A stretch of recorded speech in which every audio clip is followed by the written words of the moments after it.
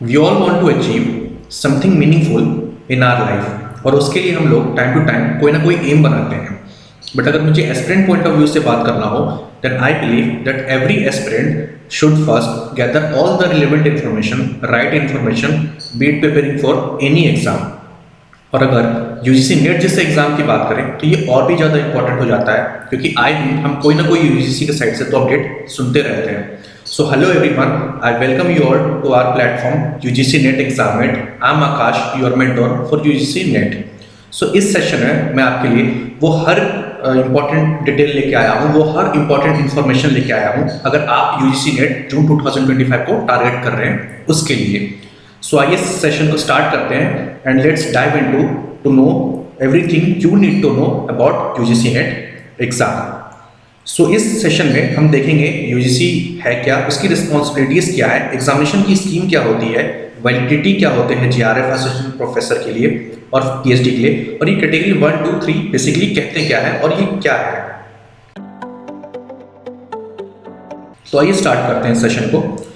UGC, जिसको हम university Grant commission के भी नाम से जानते हैं, वो एक स्टैट्यूटरी बॉडी है गवर्नमेंट ऑफ इंडिया की, जो कि स्टैब्लिश हुई थी यूजीसी एक्ट 1956 से, और बेसिकली ये ऑपरेट करती है ministry of education and department of higher education के अंडर। अब इसकी दो रिस्पॉन्सिबिलिटी है, दो प्राइम रिस्पॉन्सिबिलिटी है। पहला, ये फंड प्रोवाइड करती है हायर एजुकेशन इंस्टीट्यूट्स को, और दूसरा ये मॉनिटर करती है और एडवाइस करती है गवर्नमेंट को टाइम टू टाइम अगर कोई एजुकेशनल रिलेटेड इंप्रूवमेंट होना हो तो। अब हम सभी ने एक नाम सुना होगा, NTA, that is National Testing Agency. अब ये वो बॉडी है जो यूजीसी नेट एग्जाम को कंडक्ट करती है, जिसको हम सभी University Grant Commission National Eligibility Test के नाम से भी जानते हैं। अब इस एग्जाम को कंडक्ट करने के पीछे 3 ऑब्जेक्टिव हैं एनटीए के, आइए उसको देख लेते हैं। ये सबसे पहले अवार्ड करती है जूनियर रिसर्च फेलोशिप। दूसरा, ये अपॉइंटमेंट ऑफ असिस्टेंट प्रोफेसर के लिए एग्जाम कंडक्ट करती है। तीसरा, ये एडमिशन टू पीएचडी के लिए एग्जाम कंडक्ट करती है।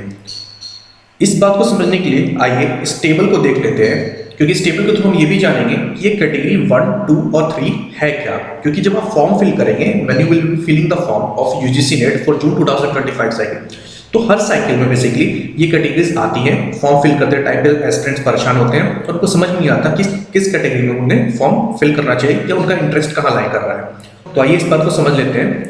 कैटेगरी 1 के लिए वो स्टूडेंट फॉर्म फिल करेंगे जिनका इंटरेस्ट जीआरएफ में भी है, असिस्टेंट प्रोफेसर में भी है और एडमिशन वो लेना चाहते हैं पीएचडी में भी। कैटेगरी 2 में वो एस्पिरेंट्स फॉर्म फिल करते हैं जिनको टीचिंग में इंटरेस्ट है, दैट इज वो असिस्टेंट प्रोफेसर बनना चाहते हैं या वो एडमिशन लेने के लिए भी मोटिवेटेड है, इंटरेस्टेड है। कैटेगरी 3 में वो एस्पिरेंट्स फॉर्म फिल करते हैं जो कि पीएचडी परस्यू करना चाहते हैं, सिर्फ पीएचडी परस्यू करना चाहते हैं। तो आई होप इस टेबल से आपको क्लियर हो गया होगा और आप चेक भी कर लेंगे कि आपका इंटरेस्ट कहाँ पे है और आप किस कैटेगरी में फॉर्म फिल करेंगे। आइए नेक्स्ट देखते हैं, that is eligibility criteria and qualification for UGC NET. अब if I have to tell you this in numbers, तो 6 आउट ऑफ 10 स्टूडेंट को तो ये हमेशा कंफ्यूजन रहता है कि sir whether I am eligible for UGC NET exam और नॉट, या do I have that minimum qualification for UGC NET exam और नॉट। तो आइए एक बार को इसको समझ लेते हैं ताकि आगे से हम सभी को कंफ्यूजन ना रहे, आप सभी को कंफ्यूजन ना रहे इससे रिलेटेड। अगर आप जनरल, दैट इज अनरिजर्व, या जनरल में ईडब्ल्यूएस, जिसको हम इकोनॉमिकली वीकर सेक्शन के नाम से भी जान सकते हैं, उस कैटेगरी में आप आते हैं तो आपको मास्टर्स या उसके इक्विवेलेंट डिग्री में 55% चाहिए। अगर आप रिजर्व कैटेगरी से आते हैं, that is OBC, SC, ST, PWD, third gender candidate है, तो आपको 50% मार्क्स चाहिए अपने मास्टर्स में। And if you are still pursuing your masters, for instance अगर आप अपने मास्टर्स में है, लास्ट सेमेस्टर में है और आप एवेरिंग कैंडिडेट है, जिसको हम एवेरिंग कैंडिडेट भी बोलते हैं, और आप तो भी आप यूजीसी का फॉर्म फिल कर सकते हैं। बट द कंडीशन इज, अगर आपने जीआरएफ में यहाँ लिख भी देता हूँ या असिस्टेंट प्रोफेसर का कट ऑफ क्लियर कर लिया है, तो आपको यूजीसी नेट के रिजल्ट से 2 साल के अंदर आपको अपना मास्टर्स कंप्लीट करना होता है। और अगर आपने पीएचडी का कट ऑफ क्लियर कर लिया तो आपको यूजीसी नेट के रिजल्ट से 1 साल के अंदर अपना मास्टर्स कंप्लीट करना होता है। और if you fail to do that, तो फिर आप एलिजिबल नहीं रह जाते हैं जीआरएफ के लिए या जिस भी कैटेगरी में आपने अपना एग्जाम क्वालिफाई किया है नेट का। अब ये देख लेते हैं एक third gender category. Third gender category के लिए हमने ऊपर भी बात किया था, 50% मार्क्स चाहिए आपको अपने मास्टर्स में और आपका जो कट ऑफ होता है वो सारे रिजर्व कैटेगरी में सबसे कम होता है। अभी पीएचडी डिग्री होल्डर्स के लिए देख लेते हैं। आपको 50% मार्क्स चाहिए होता है अपने मास्टर्स में, but the only condition is कि आपने अपना मास्टर्स 19 सितंबर 1991 से पहले कंप्लीट किया हो। तो अब पोस्ट ग्रेजुएशन सब्जेक्ट क्या है? जिस भी सब्जेक्ट में आपने अपना मास्टर्स कंप्लीट किया है, आप सिर्फ अपना यूजीसी नेट का फॉर्म उसी सब्जेक्ट में फिल कर सकते हैं। और वो आप कहाँ चेक करेंगे? वो यूजीसी नेट के वेबसाइट, यूजीसी की वेबसाइट पे जाएंगे, वहाँ सब्जेक्ट की एक लिस्ट होती है जहाँ कोड भी दिया होता है, आप चेक कर लीजिए। अगर वहाँ आपका सब्जेक्ट नहीं है, then in that case only you can fill the form from other closely related subject of yours. अब ये देख लेते हैं, ये इंपॉर्टेंट है। ये this is for candidate, bachelors candidate के लिए है जिनका 4 साल का डिग्री होता है या 8 सेमेस्टर का डिग्री होता है, बीटेक वाले, बी वाले या कोई और भी कोर्स हो सकता है। अगर आप अनरिजर्व कैटेगरी से हैं तो आपको 75% मार्क्स चाहिए अपने बैचलर्स में। रिजर्व कैटेगरी से हैं आप तो आपको 70% मार्क्स चाहिए। बट एक यहाँ पे कंडीशन है कि आप सिर्फ, मैं यहाँ लिख रहा हूँ, आप सिर्फ जेआरएफ या पीएचडी के लिए एलिजिबल होते हैं यूजीसी नेट एग्जाम के थ्रू। अगर आप सोचेंगे कि आप असिस्टेंट प्रोफेसर के लिए एलिजिबल हैं तो यहाँ पे आप नहीं है, आप सिर्फ जेआरएफ या पीएचडी के लिए ही एलिजिबल होते हैं। आप अपना फॉर्म जो है वो यूजीसी नेट का एग्जाम आप किसी भी सब्जेक्ट में दे सकते हैं जिसमें भी आपको इंटरेस्ट हो। और अगर आपने जेआरएफ, क्योंकि आप जेआरएफ या पीएचडी ही सिर्फ इस एग्जाम से क्वालिफाई कर सकते हैं, क्लियर कट ऑफ क्लियर कर सकते हैं, तो अगर आपने जेआरएफ का कट ऑफ क्लियर कर लिया है तो आपको जो ये नेट का रिजल्ट होता है वहाँ से 2 साल के अंदर बैचलर्स कंप्लीट करना होगा, और पीएचडी का कट ऑफ क्लियर किया है तो नेट के रिजल्ट से 1 साल के अंदर अपना बैचलर्स कंप्लीट करना होगा। तो आई होप आप सबको ये तो समझ में आ गया होगा, अब आगे कोई कंफ्यूजन आपको रहेगा नहीं।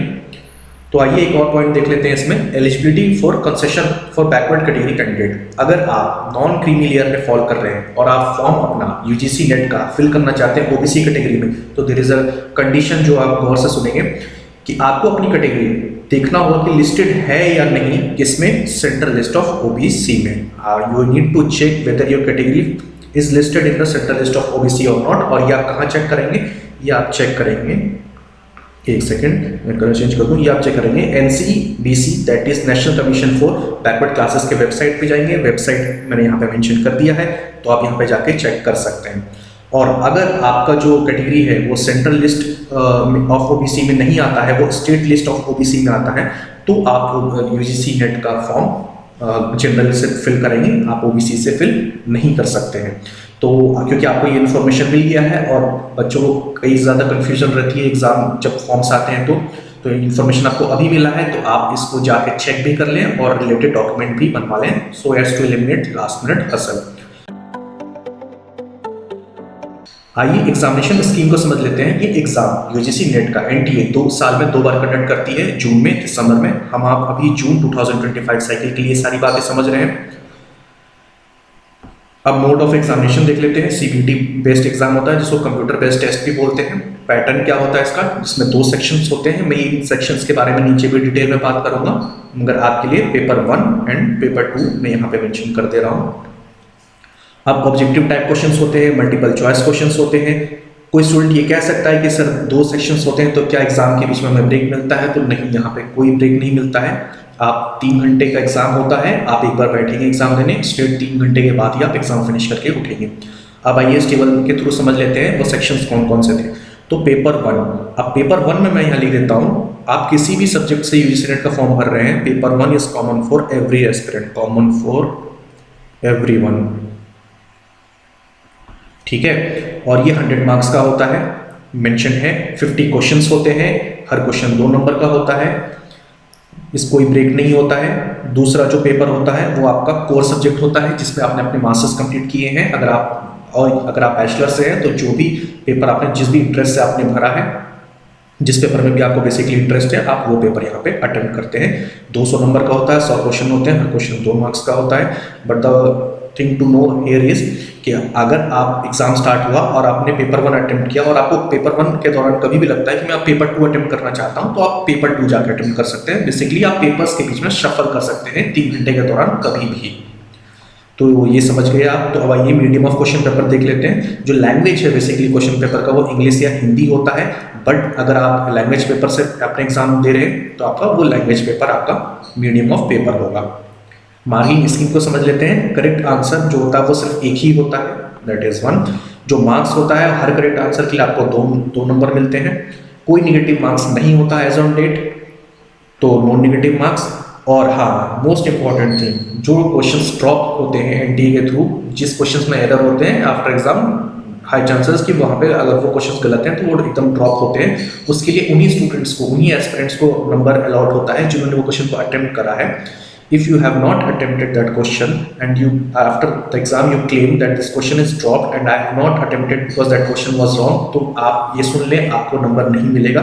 So it is necessary कि आप सारे क्वेश्चंस को अटेम्प्ट करें। निगेटिव मार्क्स है नहीं, तो 150 टोटल क्वेश्चंस हैं। It is better to attempt all the questions.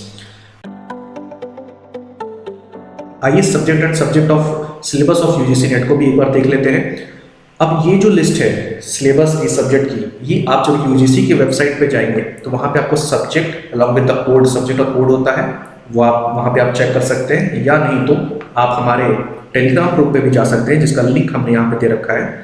और ये पीडीएफ ऑलरेडी मैंने अपने टेलीग्राम चैनल पे डाल दिया है। ये हमारा टेलीग्राम चैनल का लिंक है, you can go and join. हम फ्यूचर में ऐसी और वीडियोस भी लाते रहेंगे और ऐसे इंफॉर्मेटिव वीडियोस लाएंगे जिसमें आपको टेलीग्राम चैनल के थ्रू पता चलते भी रहेगा। तो आप जाके यूजीसी नेट एग्जामिनेट सर्च करेंगे टेलीग्राम पे तो आपको मिल भी जाएगा। तो जो भी आपको कन्वीनियंट है उस हिसाब से आप जाके अपना सिलेबस चेक कर सकते हैं, सब्जेक्ट भी चेक कर सकते हैं, किस किस सब्जेक्ट में यूजीसी नेट एग्जाम कंडक्ट करती है। आइए एक बार रिजल्ट्स को देख लेते हैं। तो यूजीसी नेट का जो रिजल्ट होता है वो दो लोगों को शेयर होता है। वो दो लोग कौन है? हायर एजुकेशन इंस्टीट्यूट्स है पहला, क्योंकि उनको पीएचडी का एडमिशन लेना है। दूसरा पब्लिक सेक्टर अंडरटेकिंग, जिसको हम पीएसयूज के नाम से भी जानते हैं, उसको भी रिजल्ट शेयर होते हैं, क्योंकि वो भी time to time NET UGC NET के रिजल्ट के बेसिस पे रिक्रूटमेंट्स लेके आते हैं। और this is a very big opportunity for all the aspirants. जैसे कुछ फाइनेंस के लिए लेके आती हैं, मार्केटिंग के लिए लेके आती हैं, असिस्टेंट प्रोफेसर, ये आपको एचआर डोमेन के लिए लेकर आती हैं। तो मैं इसके ऊपर एक सेपरेट वीडियो लेके आऊंगा जिसमें I will be telling you all those opportunities which are aspirant can avail once he she has cleared his her UGC NET exam. तो ये मैं सेपरेट वीडियो एक आपके लिए लेके आऊंगा। अब आइए समझते हैं कि अगर आपने कैटेगरी 1 से, मैं यहाँ लिंक भी दे रहा हूँ, इसीलिए ये चीज़ समझना जरूरी था कैटेगरीज का। कैटेगरी 1 से क्वालिफाई किया है तो आप जेआरएफ भी क्वालिफाई किया है, असिस्टेंट प्रोफेसर और पीएचडी। तो अगर आप पीएचडी में एडमिशन लेना चाहते हैं तो कंडीशन क्या है? आप सिंपली इंटरव्यू देंगे जिस भी university, institute, college, B school, कहीं पे भी, क्योंकि बी स्कूल भी लेती है इसके नंबर से, तो कहीं भी आप इंटरेस्टेड हैं आप इंटरव्यू दीजिए।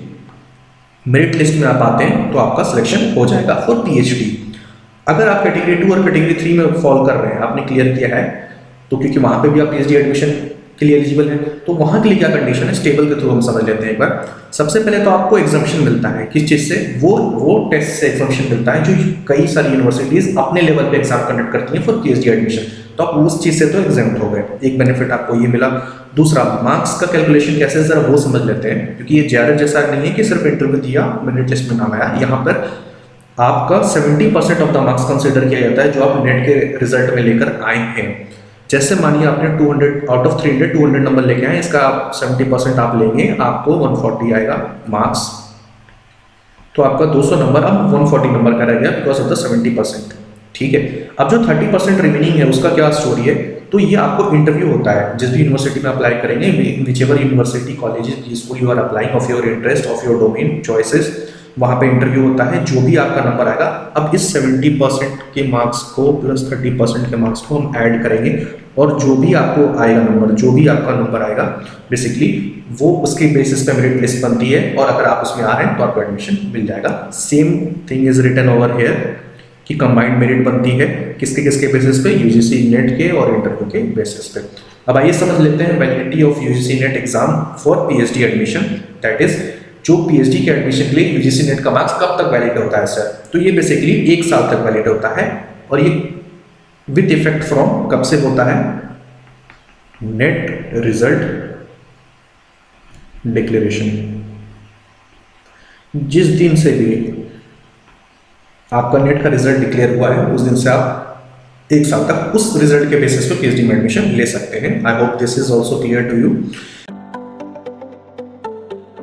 अब ये समझते हैं criteria for declaration of result. तो बेसिकली क्या है इसका क्राइटेरिया है? असिस्टेंट प्रोफेसर के लिए देखते हैं एक बार। असिस्टेंट प्रोफेसर के लिए कहती है कि 6%, उन्होंने यहाँ परसेंटेज भी मेंशन कर दिया है कि 6% of the candidate will be declared net qualified. 6% की कैंडिडेट को हम मानेंगे कि वो नेट क्वालिफाइड है and is eligible for becoming assistant professor. अब इसकी कंडीशन है, ये कंडीशन यहाँ है, ये हम एक बार समझेंगे। अब कंडीशन ये है कि आपको पहले तो दोनों पेपर देना है, आपको दोनों पेपर देने हैं और दोनों पेपर में आपको मिनिमम क्वालिफाइंग मार्क्स तो लाने ही लाने हैं। अब वो मिनिमम क्वालिफाइंग मार्क्स कैसे क्या है वो भी समझते हैं। मैं यहाँ पे लिख रहा हूँ रिजर्व कैटेगरी के लिए और यहाँ पे अनरिजर्व कैटेगरी के लिए एक बार लिख रहा हूँ। तो रिजर्व कैटेगरी के लिए आपको 40% मार्क्स लाना होता है आउट ऑफ 300 और रिजर्व कैटेगरी की अनरिजर्व कैटेगरी, एक सेकेंड ये आपको एक्चुअली रिजर्व कैटेगरी से अगर आप आते हैं तो आपको 35% मार्क्स लाना होता है आउट ऑफ 300 और अगर आप अनरिजर्व कैटेगरी से आते हैं तो आपको 40% मार्क्स लाना होता है आउट ऑफ 300। और रिजर्व कैटेगरी में हमारे जनरल ईडब्ल्यूएस के कैंडिडेट भी आते हैं, तो ये भी आप समझें जो इकोनॉमिकली वीकर सेक्शन है वो रिजर्व कैटेगरी में आते हैं। आपको दोनों पेपर मिला के 35% ऑफ 300 लाना है, दैट इज 105 और यहाँ पे आपको 120 नंबर तो लाने ही लाने हैं। उसके बाद देखा जाएगा कि आपका जो टोटल नंबर आ रहा है क्या वो 6% ऑफ द कैंडिडेट में है या नहीं है। I hope it is clear. अभी एक चीज समझ लेते हैं, जूनियर रिसर्च फेलो में यहाँ पे क्या लिखा हुआ है कि allocation of JRF slots based on government reservation policy. अब सर ये समझ में नहीं आया, इसके लिए मैं आपको एक सेपरेट वीडियो लेके आऊंगा जिसमें I will be explaining each and every single point, each and every information related to JRF कि वो उसमें कैसे सीट्स कैलकुलेट करते हैं लोग, उसमें कितने स्टूडेंट्स को कैसे मिलता है जीआरएफ, वो कैसे डिसाइड होता है रिस्पेक्टिव अपने सब्जेक्ट्स में, वो अलग से कैलकुलेशन है उसकी और वो वेरी इंटरेस्टिंग है and is very good to and every aspirant should know this also, क्योंकि यहाँ तो किसी परसेंटेज की बात की नहीं गई है, तो उसके लिए हम अलग से एक सेशन में देखेंगे। बट अभी के लिए मैं आपको एक रफ आइडिया दे देता हूँ जो आपको थोड़ा समझने में हेल्प करेगा। तो लेट मी क्लियर दिस। हाँ, ये हम देख लेते हैं। अब आप मानिए कि एक सब्जेक्ट हम पिक कर लेते हैं, कोई स्टूडेंट है जो कि कोड 55 जो कि एक लेबर लॉ का सब्जेक्ट है, उसमें वो जेआरएफ ऑप्ट करता है, वो अनरिजर्व कैटेगरी से और जेआरएफ वो ऑप्ट करना चाहता है, दैट इज वो कैटेगरी 1 के लिए ऑप्ट करना चाहता है। तो यहाँ पे हम लिख लेते हैं कि टोटल नंबर ऑफ कैंडिडेट, अब उसके जैसे और भी कई कैंडिडेट होंगे जो जीआरएफ के लिए ऑप्ट कर रहे होंगे उस सब्जेक्ट के लिए स्पेसिफिकली, तो उसको लिख लेते हैं total number of candidate opted for GRF in code 55 और यहाँ पे आता है total number of candidate opted for GRF in unreserved category. ठीक है, अब ये क्या है, टोटल नंबर ऑफ, ऊपर जो है न्यूमरेटर में आपका total number of candidate opted for GRF in unreserved category for code 55 subject, specific subject के लिए, और जो डिनोमिनेटर में है वो एक्चुअली जितना भी यूजीसी नेट में जिस भी पेपर्स का एग्जाम होता है उसमें जितने भी अनरिजर्व कैटेगरी के कैंडिडेट है वो अगर जीआरएफ के लिए कैटेगरी 1 के लिए ऑप्ट करते हैं तो वो आते हैं डिनोमिनेटर में, जिसको कि हम फर्दर मल्टीप्लाई करते हैं जीआरएफ स्कॉलरशिप फेलोशिप स्लॉट से या सीट से जो भी है। तो ये कैलकुलेशन अभी मैंने आपको एक ऐसे रफ में दिया है, बट इसको समझने के लिए हमें एक अलग सा सेशन करना होगा, जिसके लिए मैं आपको जल्दी एक सेशन लेके आऊंगा इसके ऊपर डेडिकेटेड जीआरएफ के लिए कि कैसे कैलकुलेशन होता है, क्योंकि कहीं ना कहीं हम सभी कैटेगरी 1 के लिए फॉर्म फिल करते हैं, हम सभी प्रिपेयर करते हैं जीआरएफ के लिए भी, तो हमें समझना जरूरी है। एक बार एज लिमिट को भी देख लेते हैं। अगर आप जीआरएफ के लिए आप प्रिपेयर कर रहे हैं और आप जीआरएफ के लिए देख रहे हैं तो अनरिजर्व कैटेगरी के लिए है कि आपको 30 इयर्स तक ही आप जीआरएफ अटेम्प्ट कर सकते हैं, बट ये डेट जो है, ये जो डेट है 1 जनवरी 2025, ये आपको हर बार नोटिफिकेशन में लिखा होता है, तो ये दिसंबर 2024 का है। उसमें ये लिखा होता है कि आप 1 जनवरी 2025 डेट तक आप 30 साल से ऊपर के नहीं हो सकते हैं, you need to be only 30 year old till this date unreserve category के लिए, एस्पिरेंट्स के लिए, तो आप जीआरएफ दे सकते हैं। अब रिजर्व कैटेगरी के लिए एक बार देख लेते हैं। रिजर्व कैटेगरी के लिए आपको जो है वो 5 इयर्स का रिलैक्सेशन है। अगर आपका रिसर्च का एक्सपीरियंस है वो भी एक रिकॉग्नाइज्ड यूनिवर्सिटी से, तो अप टू 5 इयर्स का आपको भी रिलैक्सेशन मिलता है। अगर आपकी education qualification that is masters law में है तो आपको 3 इयर्स का रिलैक्सेशन है, आप अगर आर्म फोर्सेज से आ रहे हैं तो आपको 5 इयर्स का रिलैक्सेशन है। अब एक चीज़ देख लेते हैं, ये तो जेआरएफ की बात हुई। अब असिस्टेंट प्रोफेसर या एडमिशन टू पीएचडी में कोई भी अपर एज लिमिट नहीं होता है, आप किसी भी एज में असिस्टेंट प्रोफेसर के लिए एग्जाम यूजीसी नेट का दे सकते हैं, और एडमिशन भी पीएचडी में लेने के लिए आप किसी भी एज में दे सकते हैं। इसलिए यहाँ पर कोई एज रिलैक्सेशन भी नहीं होता। मैं यहाँ क्रॉस कर दे रहा हूँ कि एज लिमिट नहीं होता है। अब आइए समझते हैं last, that is validity period for GRF and PhD result. अब ये जानना बहुत ज़रूरी है एस्पिरेंट्स को, कई बार कंफ्यूजन भी रहता है। अगर आपने जीआरएफ क्वालिफाई किया है तो आपको 3 साल के लिए आपका जीआरएफ जो है वो वैलिड होता है, और वो कब से होता है, वो तब से वैलिड होता है जिस डेट में आपको जीआरएफ अवार्ड लेटर मिला है, जो कि एनटीए यूजीसी नेट के साइट पे जब जाएंगे रिजल्ट डिक्लेयर होने के कुछ दिन बाद आपको आ जाता है। तो ये 3 साल के लिए वैलिड होता है, ठीक है। अब एक चीज़ और देख लेते हैं कि जो जीआरएफ की फेलोशिप होती है वो कैसे मिलती है। तो उसके लिए मैं यहाँ 2 कंडीशन ले रहा हूँ, और इसको समझना बहुत ज़रूरी है क्योंकि यहाँ पे आपको कन्फ्यूजन हो सकता है। मैं यहाँ पे केस 1 और केस 2 करके ले रहा हूँ। केस 1 में हम देखेंगे कि सपोज कीजिए कि आपने पीएचडी में एनरोल कर लिया है जनवरी 2024 में, you have already enrolled. In case 1 we are saying that a student or aspirant has already enrolled in PhD in Jan 2024, but he has cleared or she has cleared the UGC NET exam in category 1 in December 2024. मैं यहाँ लिख भी देता हूँ,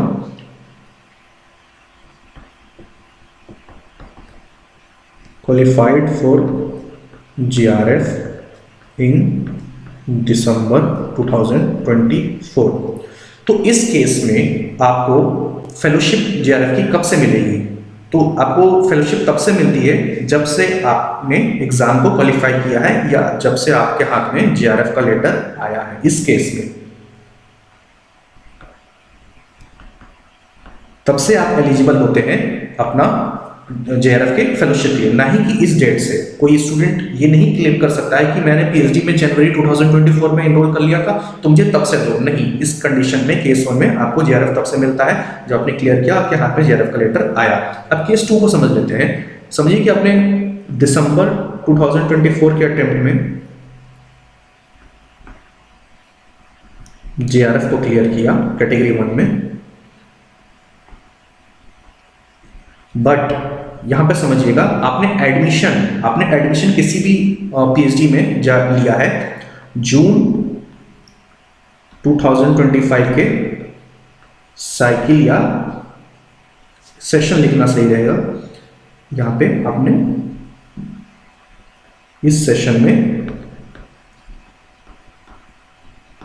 admission लिया है इन PhD. तो इस केस में आप जेआरएफ फेलोशिप के लिए कब से एलिजिबल होते हैं? तो बेसिकली आप तब से एलिजिबल होते हैं जब आपने एडमिशन लिया है। तो दोनों में कंडीशंस अलग हैं। आई होप आपको समझ में आ गया होगा। दूसरे केस में आप ये क्लेम नहीं कर सकते हैं कि सर मैंने दिसंबर 2024 में एडमिशन जेआरएफ क्लियर कर लिया था तो मुझे तब से फेलोशिप मिलनी चाहिए। नहीं, ऐसा नहीं होता। इस केस में आपको तब से मिलता है जब आप पीएचडी में एडमिशन इनरोल कर लेते हैं उसके बाद। तो दोनों ही केस आई होप आपको समझ में आ गया होगा। सो उम्मीद है आपको इस सेशन में सारी इन्फॉर्मेशन समझ में आ गए होंगे। If you are targeting for June 2025 UGC NET attempt, और आई होप आपको ये सेशन काफ़ी इन्फॉर्मेटिव लगा होगा। और अगर लगा है तो do subscribe to our platform, our channel, that is UGC NET examined. हम फ्यूचर में ऐसी और भी वीडियोस आपके लिए इन्फॉर्मेटिव वीडियोस लेके आएंगे। अभी कुछ और वीडियोस भी लेके आएंगे अपॉर्चुनिटी के ऊपर, जीआरएफ के ऊपर। So do subscribe to our channel, और आप हमारे यूजीसी नेट एग्जामिनेड जो टेलीग्राम चैनल है उसको भी फॉलो कर सकते हैं। You can ask queries, doubts if you have over there also, I am available to answer. So guys okay, मिलते हैं एक नए सेशन में फिर से। Till then keep aiming, keep aspiring and keep achieving.